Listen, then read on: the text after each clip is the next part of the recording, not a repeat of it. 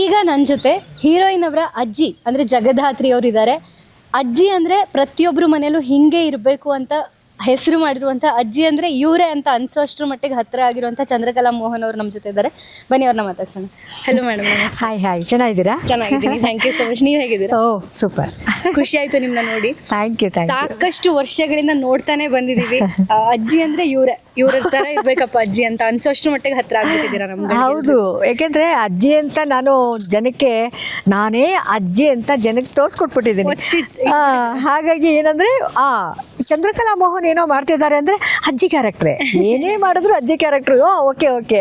ಮತ್ತೆ ಇಷ್ಟು ಯಂಗ್ ಆಗಿರೋ ಅಜ್ಜಿನ ನೋಡಕ್ ಸಾಧ್ಯ ಇಲ್ಲ, ಇಷ್ಟು ಸ್ಟೈಲಿಶ್ ಆಗಿ, ಎಷ್ಟು ಒಳ್ಳೆ ಸ್ಕ್ರೀನ್ ಪ್ರೆಸೆನ್ಸ್ ಇದೆ. ತುಂಬಾ ಖುಷಿ ಆಗುತ್ತೆ. Thank you. ಅದ್ ನಿಮ್ಮದಲ್ದೇ ಇರೋ ಏಜನ್ ಪಾತ್ರ ಯಾವಾಗ್ಲೂ ನಿಮ್ಗೆ ಖಂಡಿತ ನನಗೆ ಯಾವಾಗಲೂ ಆ ಥರದ್ದೇ ಇಷ್ಟ. ಏಕೆಂದರೆ ನಮ್ಮ ಏಜ್ಗೆ ನಾವು ಕ್ಯಾರೆಕ್ಟರ್ ಮಾಡೋದಕ್ಕೆ ಕಷ್ಟಪಡಬೇಕಾಗಿಲ್ಲ, ಅದಕ್ಕೇನು ಎಫರ್ಟ್ ಹಾಕಬೇಕಾಗಿಲ್ಲ.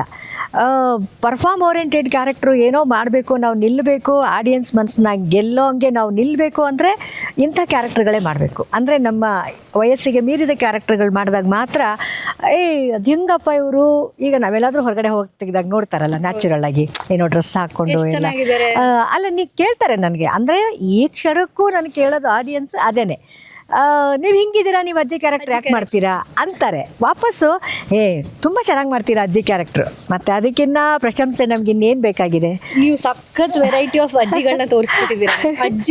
ಅಜ್ಜಿ ಪಾತ್ರ ಅಂದ ತಕ್ಷಣ ಸ್ಟೀರಿಯೋ ಟೈಪ್ ಮಾಡಿಲ್ಲ, ಅದರಲ್ಲೇ ಹೆಂಗ್ ಬೇರೆ ಬೇರೆ ತರ ಮಾಡ್ಬೋದು. ಈ ಕ್ಯಾರೆಕ್ಟರ್ಗೂ ಹಂಗೆ ಹೋಮ್ವರ್ಕ್ ಮಾಡ್ಕೊಂಡು ನೀವು ಅಷ್ಟು ಚೆನ್ನಾಗಿ ಮಾಡಿದ್ದೀರಿ. ಖಂಡಿತ ನೀವು ಹೇಳಿದಕ್ಕೆ ನಾನು ಹೇಳ್ತಾ ಇದ್ದೀನಿ, ನನಗೆ ಯಾವುದೇ ಒಂದು ಪ್ರಾಜೆಕ್ಟ್ ಬಂದರೂ ಒಂದಕ್ಕಿಂತ ಒಂದು ವಿಭಿನ್ನವಾಗಿರಬೇಕು. ಹೇರ್ ಸ್ಟೈಲ್ ಇರ್ಬೋದು, ಒಂದು ಮೇಕಪ್ ಇರ್ಬೋದು, ಕಾಸ್ಟ್ಯೂಮ್ ಇರ್ಬೋದು, ಇದೆಲ್ಲ ನಾನು ಬೇರೆ ಬೇರೆ ಥರ ಇದ್ದರೆ ಮಾತ್ರ ನಾನು ಕಮಿಟ್ ಆಗ್ತೀನಿ. ಕೇಳ್ತೀನಿ ಫಸ್ಟೇ, ಅದ್ರ ಬಗ್ಗೆ ತುಂಬ ಹೋಮ್ವರ್ಕ್ ಮಾಡ್ತೀನಿ.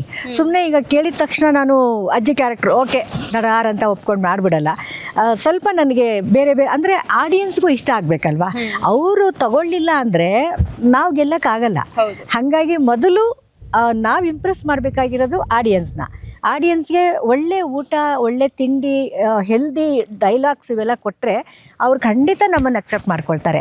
ಹಾಗಾಗಿ ಇಷ್ಟು ವರ್ಷ ಈ ಕಲಾವಿದನ ಬೆಳೆಸಿರೋದು ನಮ್ಮ ಅಭಿಮಾನಿಗಳೇ. ಖಂಡಿತ ನಿಜ.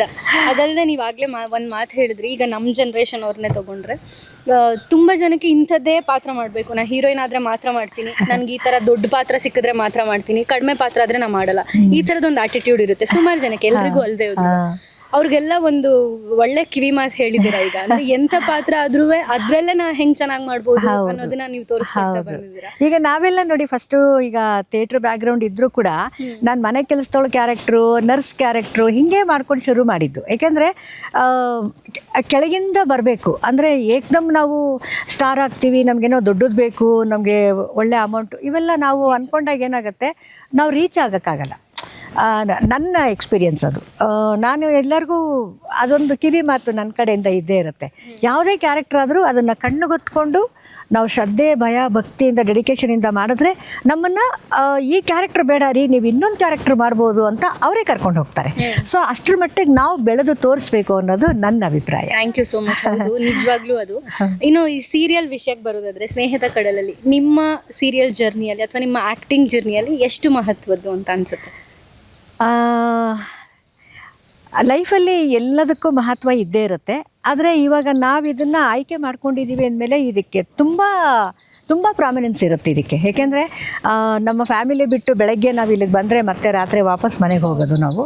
ಸೊ ಇಡೀ ಟೈಮು, ಇಡೀ ನಮ್ಮ ಜರ್ನಿ ನಾವಿಲ್ಲೇ ಕಳಿತೀವಿ ಅಂದಾಗ, ನಾನು ಸುಮಾರು ವರ್ಷದಿಂದ ಆಯಿತು, 25-26 ವರ್ಷ ಆಯಿತು ನಾನು ಈ ಫೀಲ್ಡಿಗೆ ಬಂದು. ಅಲ್ಲಿಂದ ಇಲ್ಲಿವರೆಗೂ ನನ್ನ ಫ್ಯಾಮಿಲಿ ಜೊತೆ ಜಾಸ್ತಿ ನಾನು ಟೈಮ್ ಸ್ಪೆಂಡ್ ಮಾಡಿರೋದೇ ನನ್ನ ಸೀರಿಯಲ್ಲು, ಮೂವಿ ಜೊತೆಲೇ ನಾನು ದಿನಗಳನ್ನ ಕಳೆದಿದ್ದೀನಿ, ವರ್ಷಗಳನ್ನ ಕಳೆದಿದ್ದೀನಿ. ಜೊತೆಗೆ ನನಗೆ ಆ ಖುಷಿ ಕೂಡ ಕೊಟ್ಟಿದೆ, ಮತ್ತು ನಾನು ಈ ಕೆಲಸಕ್ಕೆ ತುಂಬ ಪ್ರಾಮುಖ್ಯತೆ ಕೊಡ್ತೀನಿ ಕೂಡ. ಯಾಕೆಂದರೆ ನಾವು ಬದುಕಿರೋದು ಇದರಿಂದಾನೇ, ನಮಗೆ ಗೊತ್ತಿರೋದು ಈ ಕೆಲಸನೇ, ಇದಕ್ಕೆ ನಾವು ಬೆಲೆ ಕೊಡಬೇಕು ಖಂಡಿತ, ಆವಾಗಲೇ ನಮಗೂ ಒಳ್ಳೆಯದಾಗೋದು. ಸಾಕಷ್ಟು ಸೀರಿಯಲ್ಗಳಲ್ಲಿ ಅಜ್ಜಿ ಪಾತ್ರ ಮಾಡಿದ್ದೀರಾ, ಅಮ್ಮನ ಪಾತ್ರ ಮಾಡಿದ್ದೀರಾ. ಈ ಜಗಧಾತ್ರಿ ಅನ್ನೋ ಪಾತ್ರದಲ್ಲಿ ಏನು ವಿಭಿನ್ನತೆ ಇದೆ ಅಂತ ಅನಿಸುತ್ತೆ ವಿಶೇಷವಾಗಿ?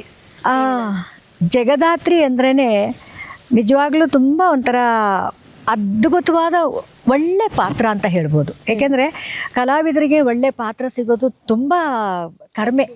ಅಪರೂಪ ಆ ಅಪರೂಪನ ನಾವು ತುಂಬ ಚೆನ್ನಾಗಿ ಯುಟಿಲೈಸ್ ಮಾಡ್ಕೋಬೇಕು ಅಂದಾಗ ಈ ಥರದ್ದು ಕ್ಯಾರೆಕ್ಟರ್ಗಳು ಸಿಗಬೇಕು.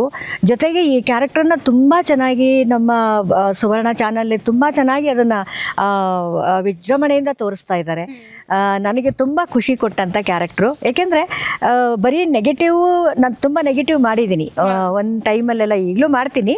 ಬಟ್ ಅದಕ್ಕಿಂತ ಈ ಥರದ್ದೇನೋ ಒಂದು ಆಡಿಯನ್ಸ್ಗೆ ಒಂದು ಒಳ್ಳೆ ಮೆಸೇಜ್ ಹೇಳೋದಾಗಿರ್ಬೋದು, ಕುಟುಂಬದಲ್ಲಿ ಎಲ್ಲನೂ ನನಗೆ ಬೇಕು, ಪ್ರತಿಯೊಬ್ಬರು ನನಗೆ ಬೇಕು, ಒಳ್ಳೇದಾಗಬೇಕು ಅಂತ ಬಯಸೋ ಕ್ಯಾರೆಕ್ಟರ್ಗಳು ಅದು ತುಂಬ ಕಡಿಮೆ.